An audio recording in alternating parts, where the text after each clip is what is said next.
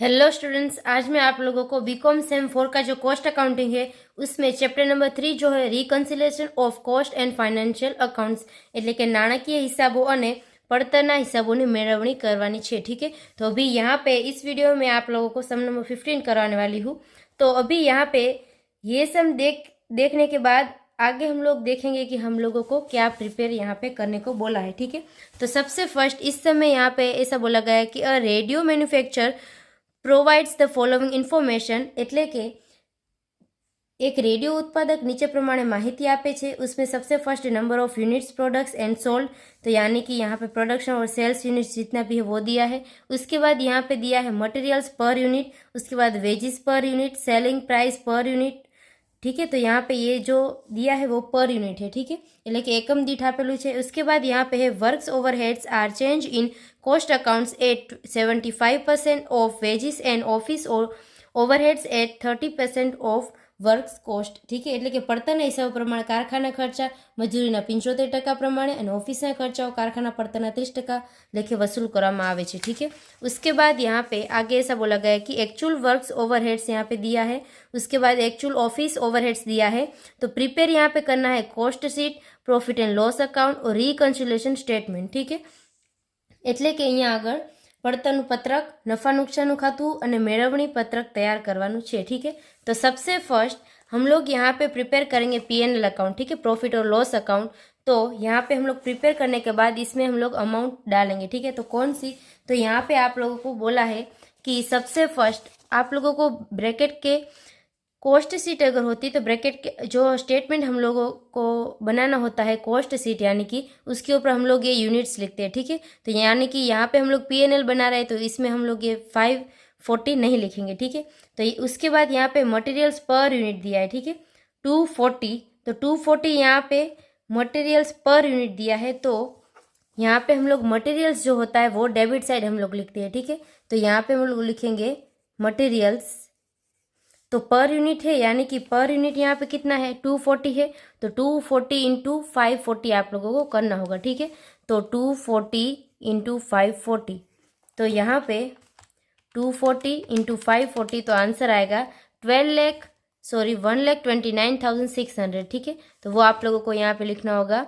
1,29,600। उसके बाद यहाँ पे आगे दिया है वेजिस पर यूनिट दिया है। ठीक है, तो वेजिस यहाँ पे है 80, तो 80 को मल्टीप्लाई हम लोग प्रोडक्ट कितना है हमारा 540। ठीक है, प्रोडक्शन उससे करेंगे, तो यहाँ पे आप लोगों को लिखना होगा वेजिस ब्रैकेट में 80 इंटू 540। ठीक है, तो यहाँ पे हम लोग मल्टीप्लाई करेंगे 80 इंटू 540, तो यहाँ पे आप लोगों का आंसर आएगा 43,200। तो यहाँ पे आप लोगों को लिखना होगा 43,200। उसके बाद यहाँ पे सेलिंग प्राइस पर यूनिट दिया है। ठीक है, अभी एक बात मैं आप लोगों को बता देती हूँ कि जो हम लोग पीएनएल अकाउंट बनाते हैं उसमें सबसे फर्स्ट जो पोर्शन होता है वो हम लोग ट्रेडिंग अकाउंट का बनाते हैं। ठीक है, એટલે કે વેપાર ખાતું पहलू बनावशू, उसके ऊपर से ट्रेडिंग अकाउंट के ऊपर से हम लोगों को यहाँ पे ग्रोस प्रॉफिट मिलेगा। ठीक है, ग्रोस प्रॉफिट मिलेगा। उसके बाद ग्रोस प्रॉफिट हम लोगों को डेबिट साइड मिलता है, उसकी एंट्री हम लोग क्रेडिट साइड करके लास्ट में हम लोग नेट प्रॉफिट निकालेंगे। ठीक है, तो यहाँ पे ग्रोस प्रॉफिट की कैलकुलेशन के लिए कहाँ तक एंट्रीज हम लोग करते हैं। ठीक है, तो हम लोग यहाँ पे कॉस्ट शीट अगर हम लोग बनाते हैं तो हम लोग यहाँ पे जो कॉस्ट शीट बनाते हैं उसमें सबसे फर्स्ट डायरेक्ट मटेरियल्स करते हैं, उसमें plus direct wages plus direct expenses करते हैं, तो यहाँ पे हम लोगों को प्राइम कॉस्ट मिलता है। ठीक है, उसके बाद उसमें जो ऐड करते हैं फैक्ट्री ओवरहेड्स, तो यहाँ पे फैक्ट्री ओवरहेड्स तक जितने भी एक्सपेंसेस होते हैं वो हम लोग यहाँ पे ट्रेडिंग अकाउंट में लिखते हैं। उसके बाद के जो भी एक्सपेंसेस होते हैं वो हम लोग यहाँ पे नीचे पीएनएल अकाउंट में लिखते हैं। ठीक है, तो उसके बाद यहाँ पे आगे हम लोग देखते हैं तो वेजिस के बाद यहाँ पे दिया सेलिंग प्राइस पर यूनिट दिया है। ठीक है, એટલે કે વેચાણની કિંમત આપેલું છે 600। ठीक है, तो यानी कि ये इन्फॉर्मेशन जो है वो सेल्स के रिलेटेड है, तो इसकी एंट्री हम लोग ट्रेडिंग अकाउंट में क्रेडिट साइड करते हैं। ठीक है, तो यहाँ पे आप लोगों को लिखना होगा सेल्स और ब्रैकेट में 600 इंटू 540। ठीक है, तो 600 इंटू 540, तो यहाँ पे आप लोगों का आंसर आएगा 3,24,000। तो आप लोगों को लिखना होगा 3,24,000। उसके बाद अगर हम लोग आगे बात करें तो works overheads are charged in cost account at 75% of wages and office overheads at 30% of work cost. ठीक है, तो अभी ये जो इन्फॉर्मेशन दी गई है वो कोस्ट सीट के रिलेटेड है। वो कैसे आप लोगों को मालूम पड़ेगा, तो यहाँ पे कोस्ट अकाउंट बोला है, ठीक है, इसीलिए એટલે કે પડતરના હિસાબો પ્રમાણે કારખાનાના ખર્ચા મજૂરી ખર્ચના 75% અને ઓફિસ ખર્ચા જે છે તે कारखाना પડતરના 30% लेखे वसूल કરવામાં આવેલા છે, ठीक है। उसके बाद यहाँ पे आगे हम लोग देखेंगे तो एक्चुअल वर्क्स ओवरहेड्स दिया है और एक्चुअल ऑफिस ओवरहेड्स दिया है, ठीक है। तो ये दोनों जो इन्फॉर्मेशन है वो पीएनएल अकाउंट के रिलेटेड है, ठीक है।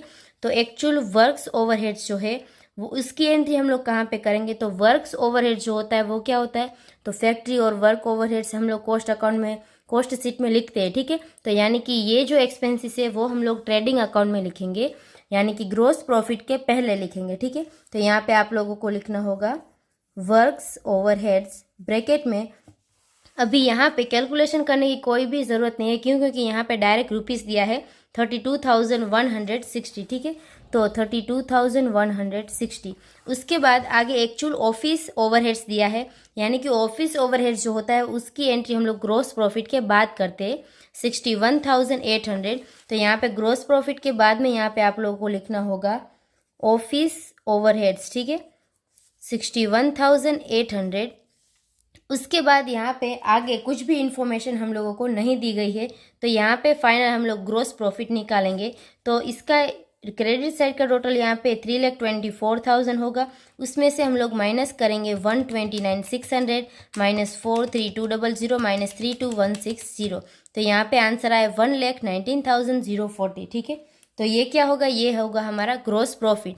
तो यहाँ पे आप लोगों को लिखना होगा 1,19,040 और टोटल होगा 3,24,000, ठीक है। उसके बाद ग्रोस प्रॉफिट जो है उसको हम लोग यहाँ पे पीएनएल अकाउंट में लेके आएंगे। तो यहाँ पे क्रेडिट साइड उसकी एंट्री करेंगे, तो ग्रोस प्रॉफिट कितना है 1,19,040। उसके बाद यहाँ पे हम लोग डिफरेंस निकालेंगे, जितना भी डिफरेंस आएगा वो हमारा होगा नेट प्रॉफिट, ठीक है। तो यहाँ पे हम लोगों को मिलेगा नेट प्रॉफिट।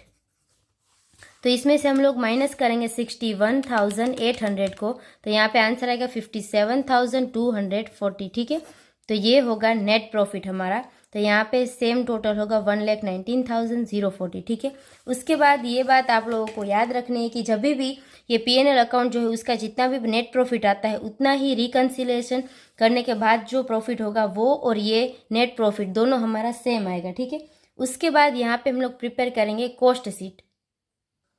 तो यहाँ पे इस तरह से हम लोग कोस्ट सीट बनाएंगे। ऊपर आप लोगों को लिखना होगा cost sheet of radio manufacture, એટલે કે રેડિયો ઉત્પાદનના પડતરનું પત્રક, और यहाँ पे ब्रैकेट में आप लोगों को प्रोडक्शन एंड सेल्स कितना है 540, वो आप लोगों को लिख देना है, ठीक है। उसके बाद यहाँ पे डायरेक्ट मटेरियल्स और डायरेक्ट वेजेस जो है वो सेम है कोस्ट सीट में, ठीक है। तो यहाँ पे ये जो सम है इसमें आप लोगों को कितना दिया था, तो डायरेक्ट मटेरियल्स जो है वो पर यूनिट दिया है 240। तो पर यूनिट में यहाँ पे आप लोगों को लिखना होगा 240। उसके बाद यहाँ पे वेजेस जो है वो 80 दिया है, तो यहाँ पे आप लोगों को लिखना होगा 80। और यहाँ पे डायरेक्ट एक्सपेंसेस कुछ भी नहीं है, ठीक है। तो यहाँ पे हम लोग मल्टीप्लाई करेंगे 240 इंटू 540, तो आंसर आएगा 1,29,600। उसके बाद 80 इंटू 540 हम लोग करेंगे तो आंसर आएगा 43,200, ठीक है। तो इन दोनों का अभी हम लोग टोटल करेंगे तो यहाँ पे हम लोगों का आंसर मिलेगा 1,72,800, ठीक है। और यहाँ पे आप लोगों को मिलेगा 320, ठीक है। उसके बाद यहाँ पे आगे हम लोग देखते हैं, तो आगे कॉस्ट अकाउंट के यानी कि कॉस्ट सीट के रिलेटेड हम लोगों को ऐसी इन्फॉर्मेशन दी गई है कि यहाँ पे वर्क ओवरहेड्स जो है वो charge in cost accounts at 75% of wages, ठीक है। એટલે કે જે પ્રત્યક્ષ મજૂરી છે તેના 75% શું છે, તો વર્ક ઓવरहेड्स, ठीक है। तो यानी कि यहाँ पे वर्क ओवरहेड्स जो है उसकी कैलकुलेशन हम लोग किस तरह से करेंगे, तो यहाँ पे ब्रैकेट में आप लोगों को लिखना होगा 75% ऑफ डायरेक्ट वेजिस, ठीक है। तो डायरेक्ट वेजिस यहाँ पे हमारे है 43,200, इसका 75% निकालेंगे तो 32,400 आप लोगों को आंसर मिलेगा, ठीक है। तो वो आप लोगों को यहाँ पे लिखना होगा 32,400। अभी इसका हम लोग पर यूनिट निकालेंगे तो डिवाइडेड बाय 540 करना होगा, तो आंसर आएगा 60, ठीक है। तो यहाँ पे फाइनल हम लोगों को मिलेगा फैक्ट्री कॉस्ट, तो प्लस अभी हम लोग करेंगे तो यहाँ पे आएगा 380 और 380 इंटू 540 करेंगे तो इसका टोटल ऑलरेडी हो जाएगा। तो 2,05,200, ठीक है। उसके बाद यहाँ पे आगे हम लोग देखते हैं तो आगे यहाँ पे ऐसा बोला गया है कि ऑफिस ओवरहेड्स जो है वो एट 30% ऑफ वर्क कॉस्ट, यानी कि ये जो आई वो हमारी फैक्ट्री या तो उसको वर्क कॉस्ट भी बोलते हैं, ठीक है। तो वर्क कॉस्ट, तो इसका 30% हमें लेना है क्या, तो ऑफिस एडमिन ओवरहेड्स, ठीक है।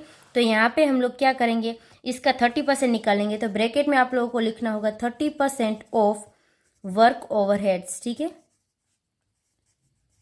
तो इसका 30% निकालेंगे, इनटू 30% करेंगे तो 61,560 आएगा आंसर। तो यहाँ पे आप लोगों को लिखना होगा 61,560। अब इसको डिवाइड 540 से करेंगे तो पर यूनिट हमें मिलेगा 114, ठीक है। तो यहाँ पे कॉस्ट ऑफ प्रोडक्शन हम लोगों को कितना मिलेगा, तो यहाँ पे पर यूनिट मिलेगा 494 और उसके बाद टोटल रुपीस में मिलेगा 2,66,760, ठीक है। उसके बाद आगे यहाँ पे कॉस्ट शीट में हम लोग प्रिपेयर कर आगे प्लस और माइनस करते हैं क्लोजिंग स्टॉक, ठीक है। जो closing stock of finish goods होता है वो, तो यहाँ पे वो इन दोनों में से कुछ भी नहीं दिया है, ठीक है। तो यानी कि ये क्या होगा हमारा कॉस्ट ऑफ प्रोडक्शन, तो यहाँ पे वो भी सेम होगा 760 और यहाँ पे 494। उसके बाद बात आती है सेलिंग एंड डिस्ट्रीब्यूशन ओवरहेड्स की, ठीक है।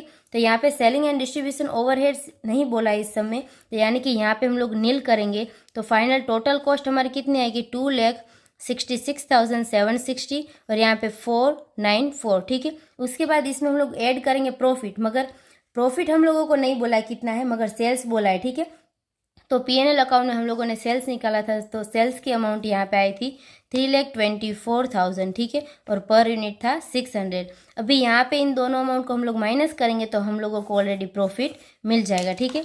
तो 3,24,000 में से माइनस हम लोग करेंगे 2,66,760, तो आंसर आएगा 57,240, ठीक है। तो 57,240 जो आया वो आप लोगों का प्रॉफिट होगा। उसको डिवाइड 540 से करेंगे तो यहाँ पे डिफरेंस आएगा 106, ठीक है। तो अभी यहाँ पे ये आप लोगों को देख लेना है कि यहाँ पे प्रॉफिट कितना है 57,240, ठीक है। और P&L अकाउंट में भी हमारा सेम आया था 57,240, ठीक है। उसके बाद रिकन्सिलेशन करने के बाद आप लोगों को देखना होगा कि रिकन्सिलेशन में हम लोग जो प्रॉफिट लेते हैं वो कौन सा प्रॉफिट होता है, तो कॉस्ट शीट वाला प्रॉफिट हम लोग लेते हैं। और लास्ट में रिकन्सिलेशन करने के बाद जो हमारा प्रॉफिट आएगा वो कौन सा होगा, तो वो यहाँ पे P&L अकाउंट में जो आया वो होगा, ठीक है। तो उसके बाद यहाँ पे आगे हम लोग कैलकुलेशन करेंगे। तो आगे यहाँ पे आप लोग को इस तरह से ટેબલ બના કે लिखना होगा वर्किंग फॉर रिकन्सिलेशन स्टेटमेंट એટલે કે નફાની મેળવણી માટેની ગણતરી। तो इस तरह से 4 कॉलम आप लोगों को बनाना है। पर्टिकुलर्स कॉस्ट अकाउंट, यानी कि कॉस्ट अकाउंट कौन सा, तो उसमें हम लोगों ने कॉस्ट शीट बनाया है। और फाइनेंशियल अकाउंट में हम लोगों ने P&L अकाउंट बनाया है। और यहाँ पे प्रॉफिट में जितना भी इफेक्ट होगा वो आएगा, ठीक है। तो सबसे फर्स्ट यहाँ पे हम लोग क्या देखेंगे, तो आप लोगों को इस तरह से हैंडल करना है कि P&L अकाउंट जो है उसकी सबसे फर्स्ट डेबिट साइड लेनी है, उसके बाद क्रेडिट साइड लेनी है। तो यानी कि सबसे फर्स्ट अगर हम लोग डेबिट साइड लेते हैं तो मटेरियल जो है वो कॉस्ट शीट में और P&L अकाउंट में सेम है, ठीक है, तो ये नहीं आएगा। उसके बाद वेजेस की बात करें तो वेजेस भी दोनों में सेम है, तो ये भी नहीं आएगा। उसके बाद वर्क ओवरहेड्स की अगर हम लोग बात करें तो वर्क ओवरहेड्स यहाँ पे 32,160 है, ठीक है। और कॉस्ट शीट में हमारा वर्क ओवरहेड्स आया था 32,400, ठीक है, ये रहा 32,400। तो अभी यहाँ पे डिफरेंस आया, तो यानी कि एंट्री हम लोग यहाँ पे करेंगे, फर्स्ट करके लिखना होगा यहाँ पे आप लोगों को वर्क ओवरहेड्स, ठीक है, यानी कि वर्क एक्सपेंसेस। तो कॉस्ट शीट में कितना था, तो 32,400 और फाइनेंशियल अकाउंट में कितना था, तो 32,160, ठीक है। उसके बाद आगे यहाँ पे हम लोग क्या करेंगे, तो आप लोगों को बेस्ड किसको मानना होगा, तो फाइनेंशियल अकाउंट जो है यानी कि P&L अकाउंट, उसको बेस लेके चलना है। तो अभी यहाँ पे आप लोगों को इन दोनों को कंपेयर करना होगा। अभी यहाँ पे आप लोगों को देखना होगा कि किस साइड अमाउंट ज़्यादा है, ठीक है। तो अभी यहाँ पे अमाउंट ज़्यादा है, यानी कि ये जो है वो हमारा एक्सपेंसिस है, ठीक है। तो यहाँ पे एक्सपेंसिस हमारा P&L अकाउंट में कम हुआ है, इसके मुकाबले यहाँ पे हमारा एक्सपेंसिस कम हुआ है। तो यहाँ पे एक्सपेंसिस अगर हमारा कम होगा तो प्रॉफिट हमारा ऑलरेडी ज़्यादा आएगा। तो यहाँ पे हम लोग इस तरह से एरो करेंगे, उसके बाद इन दोनों का डिफरेंस निकालेंगे, ठीक है।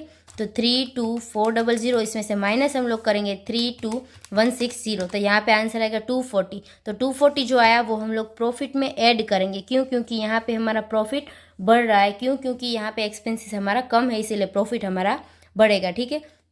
उसके बाद आगे हम लोग देखते हैं यहाँ पे तो इसकी वर्क ओवरहेड्स की हम लोगों ने बात कर ली। उसके बाद जो प्रॉफिट होता है उसकी यहाँ पे कोई भी कैलकुलेशन नहीं करते, ठीक है। उसके बाद बात आती है ऑफिस ओवरहेड्स, ठीक है। तो ऑफिस ओवरहेड्स जो है वो पीएनएल अकाउंट में 61,800 है और हमारा जो कॉस्ट शीट हम लोगों ने बनाई है उसमें 61,560 आया है, ठीक है। तो इन दोनों में डिफरेंस है, यानी कि हम लोग इसकी भी इफेक्ट करेंगे, ठीक है। तो यहाँ पे आप लोगों को लिखना होगा ऑफिस ओवरहेड्स, ठीक है। तो अभी यहाँ पे कॉस्ट अकाउंट में हमारे पास कितना था, तो 61,560 और उसके बाद यहाँ पे फाइनेंशियल अकाउंट में हमारा कितना था, तो 61,800, ठीक है। उसके बाद इन दोनों का हम लोग डिफरेंस निकालेंगे।